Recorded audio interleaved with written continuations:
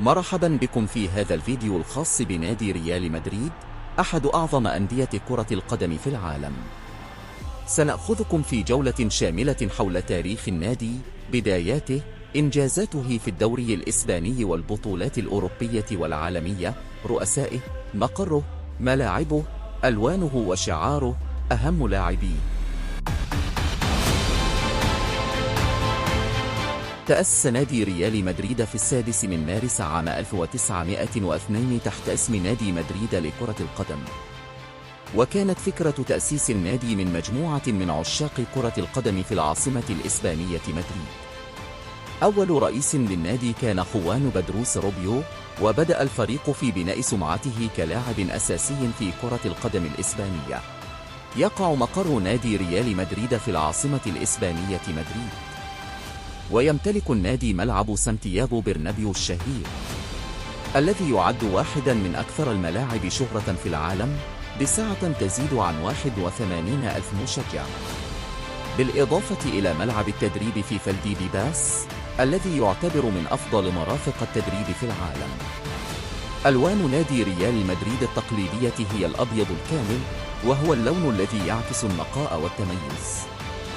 شعار النادي يحتوي على تاج ملكي، حيث حصل النادي على لقب ريال من الملك الفونسو الثالث عشر في عام 1920، مما يرمز إلى العلاقة التاريخية مع العائلة المالكة الإسبانية. ريال مدريد هو النادي الأكثر تتويجاً بلقب الدوري الإسباني. حتى الآن حقق النادي 34 لقباً في الدوري الإسباني، مما يجعله النادي الأكثر نجاحاً في تاريخ الدوري. ريال مدريد هو النادي الأكثر تتويجاً في دوري أبطال أوروبا، حيث فاز بالبطولة 14 مرة، مما يجعله النادي الأكثر تتويجاً في تاريخ هذه البطولة. كما فاز النادي بكأس العالم للأندية 4 مرات، مما يؤكد مكانته كأحد أفضل الأندية على المستوى العالمي.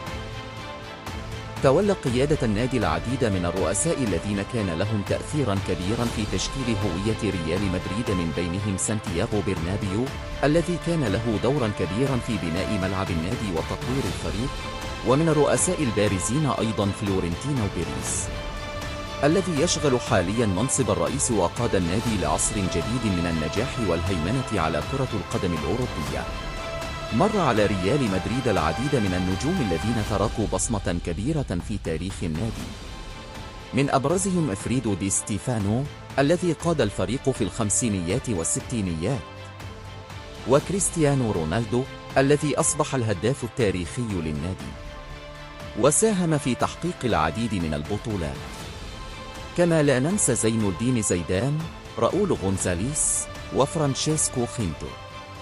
تاريخ ريال مدريد مليء بالأحداث المهمة التي شكلت مسيرة النادي.